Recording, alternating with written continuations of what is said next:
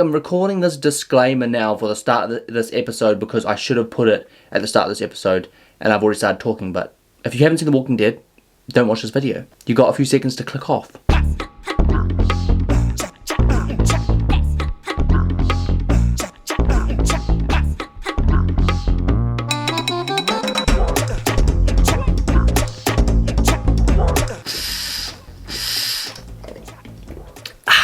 I just woke up from a nap I shouldn't have had, so I've run out of time. So this is not going to be particularly thought out or long, and my brain is a bit foggy, but it is what it is. I'm here to give you your daily dose of intrigue. Well, not daily dose, more like weekly dose, where I answer the best comment on my Beyond the Wall request post. So here we go. I've actually got two. Okay, let me rephrase this. I've got one that I'm answering, and I've got one honourable mention, which is a really good question, but I'm going to save it for another series. So, the one that I'm going to save today, guys, from one of our green members. What would you miss the most in The Walking Dead Apocalypse? Have you been The Walking Dead injured, meaning that you look out places where you would go, which doors you'd loot, which people would be in your group, and so on, if the zombie apocalypse was to occur? To answer that question, yes, indeed, I have, and I plan to answer this question in more depth in another series. I don't know when it's going to come out because I haven't really planned out the logistics of how it's going to work, but it's going to be my apocalypse plan. What I feel would be the go-to situation here in my hometown. Obviously, I'm going to have to try to be careful with my address and all that stuff, as you guys know. Do some photography one day, go and get a whole bunch of photos of places that I think would be hot spots and all that kind of stuff. And yeah, so that question is coming soon. Yeah, I would answer it, but I just know that I've got a series in mind which will be much more in detail about that. The actual question, the one that won this week's Beyond the Wall competition, another one of our green members, and it's a really tough one. When I first saw the comment, I was just like, wow. Oh my gosh. If Negan's second kill was anyone besides Glenn, would it have hit you as hard? Like, what if it was Maggie? Or if actually they took Daryl out for reacting? I'm curious to know how you'd feel if it was anyone else there. It's weird because my answer's not straightforward. I genuinely, at first I was like, oh no, that's an easy answer. No, like I'd be the same if it was anyone. But no.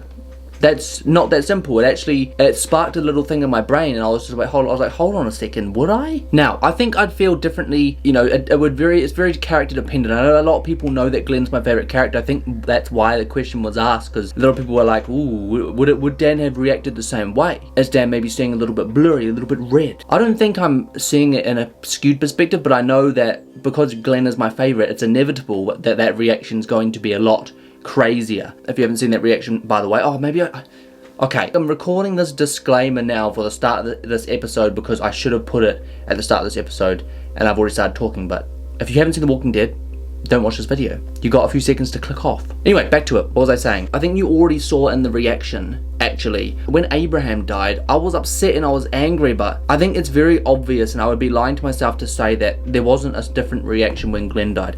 Not just because of like the build-up of the fear. I think the fear is a big confound. If we try and not think about the fear of it and the worry about how much further he could go and all that kind of stuff, if you take that out, and you just look at it, I was probably more upset with Glenn. And I think it is just genuinely because Glenn has been around for so freaking long. We only just had that death scare with Glenn. He's had barely any scenes with Maggie, barely any scenes with anyone. I mean, he's dead anyway. So like, it was super emotional because of that as well. Like, I was almost mad at the writers at the same time. So asking if it would have hit as hard. Now, I'm going to expand this question a little bit and talk not just about whether it would hit as hard, but also about whether it would change my view on what's happened. I'd like to think I would be just upset if anyone in our group had suffered that kind of fate. Like, I think no one deserves to go out like that. It's horrible. Like, it's one of the reasons why I'm like, have so little consideration for Negan. Like, not even an ounce of like, why is he like this? Not really. Like, I just know that it's bad. So I think genuinely, if anyone had gone out like that, it's going to upset me, right? Look, if it was like, say it was Rick or Carl or Maggie or Glenn, like any of the like real OG characters,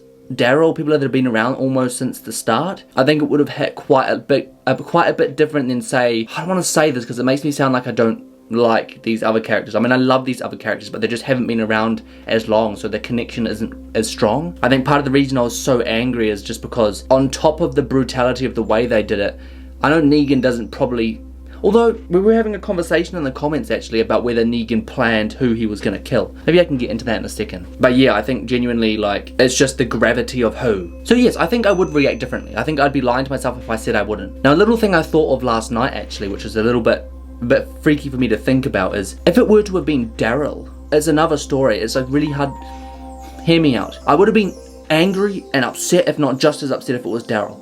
But there was a lot of debate in the last episode about whether Daryl was for blame, and I firmly say no. But then weirdly, when I think about would I have reacted differently if it was Daryl, like if say he reacted and then he died, and one of the thoughts in my head would have been, why did you do that? Like, and I would have been like almost in disbelief. You know, like of course I always would have blamed Negan for the death if it was him, because it is Negan at the end of the day. But isn't it crazy how, like, when I look at it that way, I think to myself, maybe there is a tiny bit of blame on Daryl. Just a tiny, like, I don't think most of the blame is near Daryl at all. Like I genuinely said in the last Beyond the Wall, if you haven't seen it, go and watch it. I genuinely feel like it is all Negan, all his fault, no one else to blame. This was always going to happen. And yes, I do believe this was always going to happen. I think he would have killed again no matter what. I don't think his kill count was ever only going to be 1, because that's not enough to teach us a lesson. If you cut all of that out, would I have put blame, a little bit of blame to Daryl if it was him that would have died? And I think to myself a little bit like, maybe.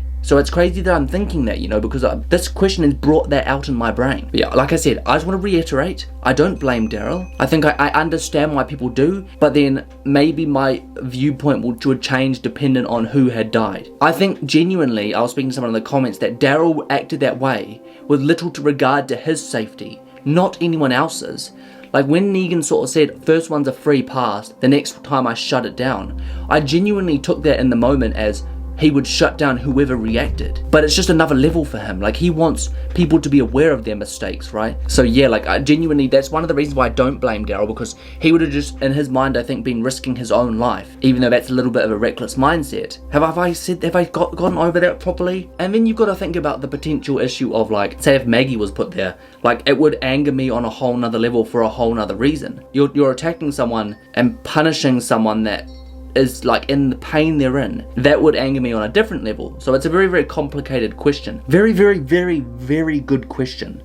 Very, very, very good question. Yes, it would change. Oh yeah, and that thing this is what I was going to talk about. Someone in the comments brought this up, and I actually noticed in the reaction, but I didn't say anything because I was thinking to myself, like, why would he do that? But now I don't know. But anyway, when he picked Abraham, when he did his eeny, meeny, miny, mo, I remember thinking to myself, it almost felt out of order. Like, he didn't feel like there was any logical sequence to his eeny, meeny, miny, mo. Like, it was all sort of like, it just felt like he was picking. When he laid his eyes on Abraham, was like, I kind of felt like it was always going to be Abraham. Someone sort of said, oh, because of his size and like he was potentially one of the biggest threats. Right when he first said, like, was there, and he made a comment to him and then gave him this look like, oh. If you look at that scene now, it kind of almost looks like that was the moment that he picked. You know, like all the rest of it was just a fair game, which I wouldn't be surprised, right? He wanted to scare us. He wanted us to know who he was. Would there be any other character that would hit me really, like, even harder, maybe? You know what? If he'd gone through with what he was going to do to Carl, and Carl died, I think that would hit me pretty hard, because he's just a kid, you know? He's just a young boy. Yeah, I genuinely feel like the reaction that we got on the day was supposed to happen the way it did. We were supposed to get a character who hadn't really been around for the longest. I think it's very different to have an OG go and then a newer character go. Like, it's a whole different story when an OG dies. So there was always supposed to be someone who hadn't been around for as long to really sort of set the tone for the emotions, get us a little bit upset, a little bit angry. The writers wanted us to have that look in our eye. You know, they wanted us to have that look in our eye that Negan was trying to get out. Then he goes and takes a step up, and it's about killing an OG character. Then you get like the real anger, and then it's like, oh yeah, I want my revenge. Like, there's no way. And then they pick Carl, Rick's child, and almost do what they're about to do. Like, it was all designed to take us from being angry all the way to petrified. And that's exactly how it played out. So do I think I would have reacted too differently? No. It's hard to put blame on someone when you haven't seen the alternatives. Like, if he didn't react, for all we know, someone else would have died anyway, because of that look in our eye. He would have just looked over at us and go, I don't think you understand. Crack. Like, it's such an in-depth, crazy question to answer. There's no real straight answer for me, because we need to know the alternatives. Those events were going to happen. I know a lot of people were speculating about, could we have gotten out of that situation with just one death? Because Abraham was always going to die. Could we have gotten out of that situation with only one? I don't believe so. Negan always needed to make that point, and I don't believe killing one person was ever going to be enough to do that. If I'm honest, I don't think two's enough to do that, because that looks still in my eye. I haven't seen our group since then, so look, I think I've answered that, guys, enough. I've rambled on, probably repeated myself 3 billion times.